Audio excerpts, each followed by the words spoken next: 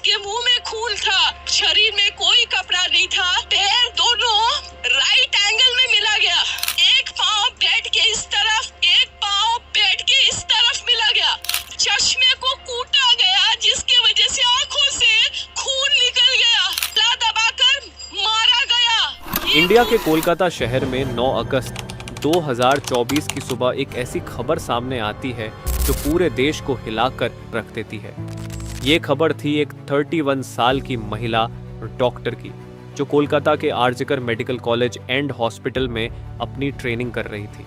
Hospital जैसे सुरक्षित माने जाने वाले जगह पर इस महिला डॉक्टर का मर्डर एंड रेप होना काफी चौंकाने वाला था। इस घटना का खुलासा तब हुआ जब डॉक्टर के डेथ बॉडी का पोस्टमार्टम किया गया। इस रिपोर्ट ने लोगों की रूह तक को हिला दिया, क्योंकि यह मामला सिर्फ एक मर्डर का नहीं था, बल्कि इससे कहीं ज्यादा खौफनाक केस था। पोस्टमार्टम रिपोर्ट में खुलासा हुआ कि उस डॉक्टर की हत्या गला घोंटकर की गई थी, इतनी ताकत से कि उनका थायराइड कार्टिलेज तक टूट गया था। इस हत्या के पहले डॉक्टर ने अपनी जान बचाने के लिए कोशिश किया था। इसका सबूत उनके शरीर पर मिले कई निशानों से मिला। सबसे डरावना सच तब सामने आया जब डॉक्टर के प्राइवेट पार्ट्स पर घावों के निशान पाए गए। इससे साफ हुआ कि यह सिर्फ मर्डर का मामला नहीं था, बल्कि ये रेप के बाद किया गया एक खौफनाक हत्याकांड था। हॉस्पिटल के परिसर में इतनी बड़ी घटना हो जाती है और किसी को कान खबर तक नहीं होती। क्या उस रात कुछ ऐसा हुआ था जिसे जानकर आप गुस्से से बौखला जाओगे? क्या वहां कोई और था जिसने इस क्रूर घटना को अंजाम दिया? और अगर था तो आखिर कौन था? इन्हीं सवालों के जवाब खोजते हुए हम आज की इस वीडियो में आपको बताएंगे कि आखिर क्या हुआ था उस रात इस मेडिकल कॉलेज के शांत माने जाने वाले परिसर में। जब आपको सच का सामना होगा तो यकीन मानिए आपके भी रोंगटे खड़े हो जाएंगे। Guys, before starting this video let me tell you कि मैं यहाँ पर उन फीमेल डॉक्टर को श्रुति नाम से रेफर करने वाला हूँ, एंड ये उनका रियल नेम नहीं है, सो कंफ्यूज मत होना। श्रुति एक जूनियर डॉक्टर जो कि कोलकाता के RG Kar medical college and hospital से अपनी डॉक्टर की ट्रेनिंग ले रही थी 8 अगस्त 2024 को। और दिन की तरह श्रुति अपनी नाइट शिफ्ट पर होती है और वह अपनी जॉब कर रही होती है। तभी रात के 11 बजे उन्हें अपनी मदर का फोन आता है, जैसे कि हर दिन आता था, क्योंकि पेरेंट्स को तो अपने बच्चों की चिंता हमेशा होती है। श्रुति की मदर उनसे पूछती है कि क्या तुमने खाना खा लिया और तबीयत वगैरह तो ठीक है तुम्हारी? जिसके रिप्लाई में श्रुति बोलती है कि उनकी तबीयत एकदम ठीक है और वो बस अभी कुछ पेशेंट्स को देखने जा रही है, जिसके बाद वो अपने कलीग्स के साथ बैठकर खाना खाएंगे। अपनी मदर से बात करने के बाद श्रुति पेशेंट्स को देखने राउंड पर निकल जाती है। सारे पेशेंट्स को देखने में और अपना काम खत्म करने में श्रुति को रात के 2 बज जाते हैं, जिसके बाद वो अपने कलीग्स के साथ जाकर हॉस्पिटल कैंटीन में ही बैठ जाती है, जहां मिलकर ये लोग अपना खाना भी खाते हैं और साथ साथ थोड़ी बातें भी करते हैं। खाना खाते खाते और बात करते हुए रात के 3 बज जाते हैं और इस वक्त श्रुति थोड़ी थकान सी फील कर रही होती है, तो वो अपनी थकान दूर करने के लिए इस हॉस्पिटल के 4th फ्लोर में बने सेमिनार हॉल में जाकर रेस्ट करने लगती है। श्रुति के रेस्ट करते करते सुबह के 7:30 बज जाते हैं, पर वो तब भी इस सेमिनार हॉल से बाहर नहीं आती, जो कि काफ़ी ज़्यादा अनयूजुअल था, क्योंकि श्रुति कभी भी आधे 1 घंटे से ज़्यादा का ब्रेक नहीं लेती थी। हॉस्पिटल का एक वर्कर जो कि सुबह की शिफ्ट स्टार्ट होने से पहले हॉस्पिटल के सारे रूम्स को चेक कर रहा होता है, और वो ऐसे ही सारे रूम्स को चेक करते हुए इस सेमिनार हॉल की तरफ आता है। जैसे ही वो सेमिनार हॉल के बाहर आकर उसका गेट खोलता है, उसकी आंखों के सामने होता है एक भयानक नज़ारा, जिसे देखकर वो बहुत जोर से चीख पड़ता है। इस वर्कर की चीख सुनकर आसपास के लोग वहां इकट्ठा होने लगते हैं और देखते हैं कि सेमिनार हॉल के अंदर श्रुति की बॉडी बिना कपड़ों के पड़ी हुई है और उसके बॉडी पर कुछ ब्लड के निशान भी हैं। यहाँ खड़े सब लोगों के लिए ये एक ट्रामा से कम नहीं था, स्पेशली दूसरी फीमेल डॉक्टर्स एंड वर्कर्स के लिए, क्योंकि उन्होंने अपनी आंखों के सामने ऐसा नज़ारा पहली बार देखा था। वो भी हॉस्पिटल प्रेमिसेस के अंदर श्रुति की बॉडी को देखकर आसपास खड़े सारे लोग उसे एक स्ट्रेचर पर लेटते हैं और इमरजेंसी रूम में लेकर जाते हैं ताकि डॉक्टर्स उसकी कुछ हेल्प कर सकें। काफ़ी देर तक डॉक्टर्स के स्ट्रगल करने के बाद भी एट द एंड श्रुति कुछ घंटों के बाद अपना दम तोड़ देती है। हॉस्पिटल में कुछ लोग थे जो कि इस मर्डर एंड रेप केस को एक नॉर्मल केस जैसा दिखाने की कोशिश कर रहे थे, जस्ट बिकॉज कि वो इस हॉस्पिटल का नाम बचा सके। बट जब पोस्टमार्टम रिपोर्ट्स आती हैं तो सब दूध का दूध और पानी का पानी हो जाता है। इन रिपोर्ट से साफ साफ पता चल जाता है कि श्रुति के साथ किसी ने जबरदस्ती गलत हरकत करने की कोशिश करी, और जब वो इस इंसान से अपने आप को बचाने लगी तो उसने उसका गला घूंट दिया, इवन उसे बहुत बुरी तरीके से मारा भी, और फिर उसका रेप भी किया। ये सारे प्रूफ मिलने के बाद ये केस पुलिस को हैंड ओवर कर दिया जाता है। एंड पुलिस वाले इस क्रिमिनल को पकड़ने के लिए लग जाते हैं।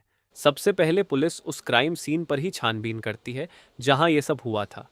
किस्मत से पुलिस वालों को वहां पर श्रुति के कुछ नेल्स एंड ब्लड सैंपल्स मिलते हैं, और साथ ही एक ब्लूटूथ नेक बैंड। ये केस शायद और भी जल्दी सॉल्व हो जाता अगर उस फ्लोर पर सीसीटीवी कैमरा होते तो, बट बदकिस्मती से इस सेमिनार रूम के अंदर या इसके आसपास कोई सीसीटीवी कैमरा नहीं थे। लेकिन जिस रास्ते से इस फ्लोर पर एंटर करा जाता था वहां पर कुछ सीसीटीवी कैमरा थे। पुलिस वाले इन सीसीटीवी कैमरा में सुबह के 3 बजे से 8 बजे के बीच की रिकॉर्डिंग चेक करते हैं कि इतने टाइम के बीच कितने लोग इस फ्लोर पर आए और गए थे। इन सीसीटीवी फुटेजेस को चेक करने के बाद ये पता चलता है कि टोटल 6 लोग इस फ्लोर पर आए और गए थे। ये पता लगने के बाद पुलिस वाले एक एक करके इन 6 लोगों को पूछताछ के लिए बुलाते हैं कि वो लोग वहां पर उस टाइम क्या कर रहे थे, और इन लोगों को इस बीच यहाँ कुछ भी अजीब दिखा कि नहीं। इन लोगों से पूछताछ के दौरान पुलिस वाले उनके फ़ोन का ब्लूटूथ भी ऑन करके चेक करते हैं कि जो ब्लूटूथ हेडसेट उन्हें मिला था वो इनमें से किसका था, क्योंकि आपको पता होगा ही कि एक बार अगर आप किसी ब्लूटूथ डिवाइस से अपना फ़ोन पेयर करते हो तो अगली बार वो उससे ईजिली कनेक्ट हो जाता है। और फाइनली पुलिस वालों की ये ट्रिक काम भी आती है, क्योंकि ये ब्लूटूथ नेक बैंड इन 6 लोगों में से एक आदमी के फ़ोन से कनेक्ट हो जाता है, जिसका नाम था संजय रॉय, जो कि एक सिविल वॉलंटियर था। सिविल वॉलंटियर वो लोग होते हैं जो कि पुलिस के अंडर काम करते हैं और उनकी हेल्प करते हैं छोटे मोटे कामों को मैनेज करने में। लाइक आपने बहुत सारे फेस्टिवल्स अनऑथराइज्ड पार्किंग या भीड़ भाड़ वाले एरिया में देखा होगा कि कुछ ब्लू कलर की यूनिफॉर्म्स पहनकर ऑफिसर्स खड़े रहते हैं, जिनका काम होता है कि विदाउट एनी रीज़न कहीं पर भी ज़्यादा क्राउड इकट्ठा ना हो। तो अब पुलिस वालों को अपना पहला कातिल मिल चुका था, जिसके बाद वो संजय रॉय से और गुस्से से पेश आने लगते हैं। बट संजय पुलिस वालों की किसी बात का भी जवाब नहीं दे रहा होता, क्योंकि वो काफी ज्यादा नशे की हालत में था। इस बीच पुलिस वाले संजय का फोन भी चेक करते हैं, जिसमें उन्हें भर भर के पोर्नोग्राफिक कंटेंट मिलता है, जिससे उनका शक यकीन में बदल चुका था कि संजय ही श्रुति के मर्डर का मेन कल्प्रीट है। इसके बाद पुलिस वाले संजय रॉय को और ज्यादा डराने लगते हैं। एंड फाइनली वो डर कर अपना गुनाह कबूल भी कर लेता है कि उसने ही श्रुति को मारा है और उसका रेप किया है। यह पता लगते ही कुछ पुलिस वाले और प्रूफ्स कलेक्ट करने संजय रॉय के घर जाते हैं, जहां पर उन्हें एक शू मिलता है जिसके ऊपर कुछ खून जैसे ही धब्बे थे। तो पुलिस वाले उसका सैंपल कलेक्ट कर लेते हैं। थोड़ी और तलाशी लेने पर पुलिस वालों को संजय के घर के बाहर कुछ कपड़े सूखते हुए दिखते हैं, और ये वही कपड़े थे जो कि उस दिन संजय ने पहने थे, क्योंकि ये सब सीसीटीवी कैमरा में कैप्चर हो गया था, जिससे जाहिर था कि संजय ये प्रूफ मिटाने की भी कोशिश कर रहा था। बट जब संजय को पूछताछ के लिए पुलिस स्टेशन में लाया गया था, उस वक्त वो काफी ज्यादा नशे की हालत में था। तो क्या वो ये सब बस इसलिए कर रहा था ताकि उसे कम सजा मिले, जस्ट बिकॉज वो उस वक्त नशे में था? बाद में जब पुलिस वाले उस शू पर लगे ब्लड सैंपल्स को चेक करवाते हैं तो वो भी श्रुति के ब्लड से मैच हो जाता है, which was a solid proof against him. इन सारी रिपोर्ट्स एंड डिटेल्स को एक साथ कंबाइन करके पुलिस वालों को पता चलता है कि उस रात संजय रॉय काफी ज्यादा नशे की हालत में था, और वो रात के 11 बजे हॉस्पिटल में एंटर करता है। संजय अक्सर उस हॉस्पिटल में नाइट शिफ्ट किया करता था, तो उसे यहाँ की काफी अच्छी नॉलेज भी थी कि कहाँ पर कैमरा है और कहाँ पर नहीं।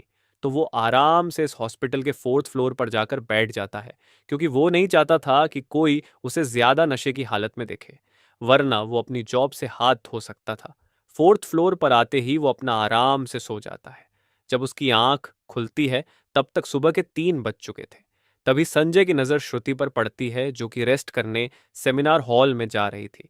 श्रुति को अकेला देखकर संजय के इरादे बिगड़ने लगते हैं। वो पहले काफी देर तक इस फ्लोर के चक्कर लगाने लगता है, ये कंफर्म करने के लिए कि कोई यहाँ पर ज्यादा आ तो नहीं रहा। जब उसे लगता है कि हाँ उसका रास्ता साफ है, तो वो 4 बजे सेमिनार हॉल के अंदर एंटर करता है और फिर वहां से 4:45 पर बाहर आता है।